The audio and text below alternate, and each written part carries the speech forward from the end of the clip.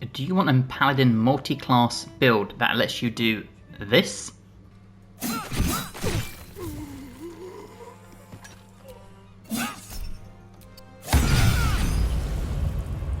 That's 4 attacks per turn. Let me show you how we achieve it. Now, we're going to start with the Paladin because we want the proficiencies in case you want to use things like heavy armor, etc. But for now, we're going to stick with Paladin at level 1. And we're going to do Oath of Ancients because there's an ability we want from this to really make this build work. Now for your stats, you want something akin to this: 16 Strength, 16 Dex, 14 Con, 8 Intelligence, 10 Wisdom, 10 Charisma. If you so wished, you could actually swap your Con and your Strength and do 14, 16, 16, whatever you fancy. For your proficiencies, take whatever you feel like. And we move on to Paladin level 2, and this is what unlocks our Divine Smite. Now this is a class action, not a spell, and we're going to be combining this with Rage from a Barbarian. And you might be thinking, well, you can't do spells while raging, but with this being a class action, you actually can expend them, which means we can Divine Smite and Rage all we want. And that is what we shall do. Now for your fighting style, we are going to take Defense because we want the +1 bonus to armor class, as we will be using medium armor for this build. And again, for your spells, you can honestly take anything. We're not going to worry about them. We really just want to save our spell slots for our smites. Okay, now at this point with this build, I would move over to Barbarian and would unlock Barbarian Rage at level 1. We also have unarmored defense, but not really something we need to worry about as we will be wearing armor. But this is what we want the Rage ability. And at level 4 we stick with Barbarian to level 2 to unlock Danger Sense. So you sense when things aren't as they should be, you have advantage on dexterity saving throws against traps, spells and surfaces, and we have Reckless Attack. Until your next turn, you have advantage on attack rolls, but all enemies also have advantage against you. Just helps us hit our targets. Okay, at this point I would go back to Paladin at level 3, and we're going to take this until level 5. So at level 3 we unlock a bunch more spells, however, again, they aren't necessary. Now at Paladin level 4, which is now level 6 overall, we have access to our first feat. And for this one, we're going to come all the way down here, and we're going to take Savage Attacker. When making melee weapon attacks, you roll your damage dice twice and use the highest result. And when we're making 4 attacks every single round, this is extremely helpful for pushing our DPS as high as possible. And that brings us to Paladin level 5, which unlocks the extra attack we have been looking for. This now means we have 2 main attacks and 1 bonus action that we can use to attack with an offhand weapon or something akin to that, raging if you need to set up your Barbarian abilities. But as we will be dual wielding, our offhand attack will either be to rage or for a 3rd or 4th attack. Now at level 8 we're going to dip over to our 3rd and final multi-class, and that is Rogue. At level 1 we unlock Sneak Attack. Now this deals extra damage to a foe you have advantage against.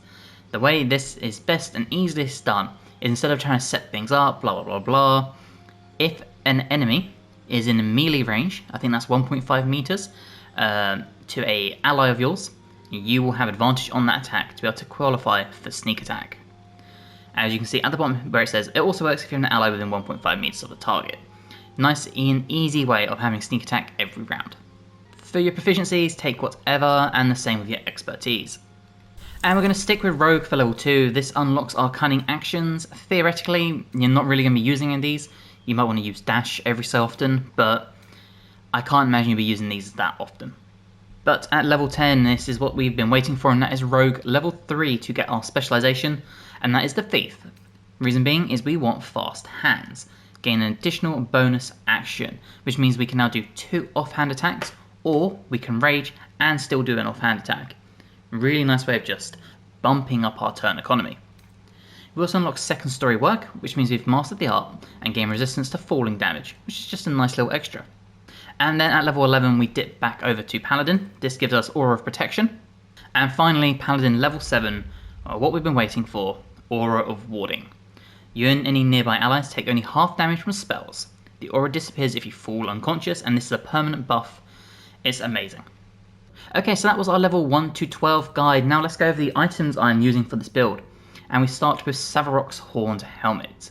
This gives us Death to bring us sight, So you gain Dark Vision up to a range of 3 meters, or 15 if you already have it. More importantly though, the number you need to roll a critical hit while attacking is reduced by 1. So now we need to roll a 19 to hit a crit. We cannot be frightened, and we get a Constitution saving throw +1, which is always nice. We have the Flesh Melter Cloak, as we will be a melee based combatant. Whenever a creature deals melee damage to the wearer, that creature takes 1 to 4 acid damage, just a nice way of dealing damage when it's not even our turn. The Blackguard's Greaves, so this gives us Long Strider and Athletics +1. The Armour of Agility, +2 to saving throws, but more importantly, exotic material. Add your full dexterity modifier to your armor class. Does not impose disadvantage on stealth checks. And why this is so important is we get a +3 from our dex to our armor class, pushing us to a 21 overall, as you can see on the bottom right hand side. We're going to pair this with the Helldusk Glove, so you gain a +1 bonus to spell attack rolls and spell save DC.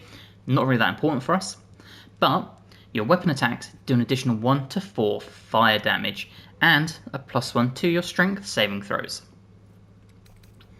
For rings, we're going to take the Caustic Band, so weapon attacks do an additional 2 acid damage. So overall, that is now essentially 3 to 8 extra damage per hit, thanks to the Helldusk Gloves and the Caustic Band. We're going to take the Killer Sweetheart, so when you kill a creature, your next attack will be an automatic critical hit. But this is only once per long rest, bear that in mind. But if you can kill something, and then you have an enemy with full health, and you know you're going to crit, that's when you'd pile on your Divine Smite at level 2, and bulk out your damage. And the Moondrop Pendant.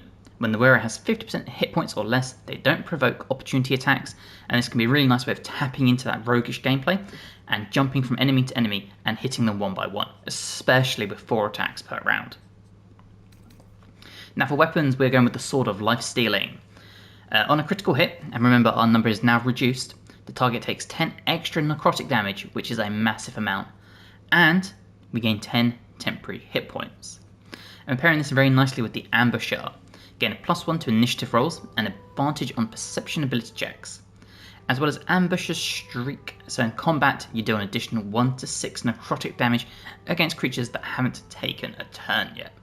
Really nice way of bumping us up the initiative, dealing extra damage if they haven't taken a turn yet, and coupled with the Sword of Life Stealing, on a crit we can heal up and do even more base necrotic damage. So that was my item guide as well. Let's jump into some combat and I'll show you a bit more in depth on how this build can work. As you see, we've just started the combat and we are 3rd in the turn order, which is really, really good. Okay, and now to set this all up, it's very, very simple. First things first, of course, we're going to rage. So let's use one of our 2 rage charges, but it's only used one of our 2 bonus actions, which means we can then come in here with our main attack. And there you go, you see we've done a huge amount of damage. This has also given us access to Executioner. And what we can do is we could, for example, use our next main hand. So if we were to go for a Divine Smite or even a Sneak Attack, because as you can see, both work in Rage. Take our Divine Smite level 2, and we'll smack this one. Executioner. And look at how much damage we just did with 1 critical hit. It's a crazy amount of damage. No time to waste. And then we can close the distance here, and unfortunately that is us tapped out. But we can still do things like our Aura of Warding, our Aura of Faith, Aura of Protection, small little things like that.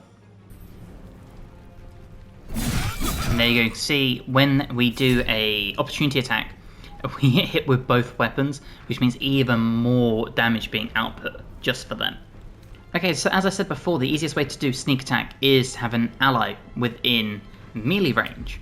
So we can do our Sneak Attack on this enemy here. Unfortunately, it can only be used once per turn, which has already been used because of the opportunity attack, which kind of sucks. But what it means is we can come back in here with Divine Smite. And there you go, do a bulk load of damage again. And show off the difference in damage between a level 1 and a level 2. There you go. So just a small amount of difference thanks to Savage Attacker. And that still leaves us our bonus actions. We can come in with our 2 extra attacks here. And as you can see, without really trying too hard, we've done 70 damage to a Bearheart Barbarian. Or sorry, Wolfheart Barbarian. And our AC is really good, so we're dodging attacks, and if we do take some, we're not taking too much damage at the moment. And we can start finishing the fight now. We have sneak attack available, so let's do this on this enemy. And there you go. Nice amount of damage. We can then come back in here with another offhand. And finish this fight. And thanks to the rogue's abilities, I said you wouldn't have to use it too often, but now's the perfect time to show it off. Cunning action dash, which we use a bonus action, and we can then start closing the distance on the next enemy.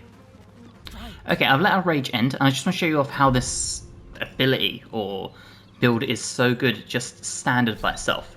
So let's start doing some attacks. So these are going to be our first two. We can go reckless to ensure we hit, and then we're going to do the exact same thing again. And just like that, that is no sneak attack, that's no smite, just normal 4 attacks per round, and it still does an incredible amount of damage with some finesse based weapons. And obviously your smites can be limited based on how many spell slots you have, but your sneak attack, like I said, can be once per turn.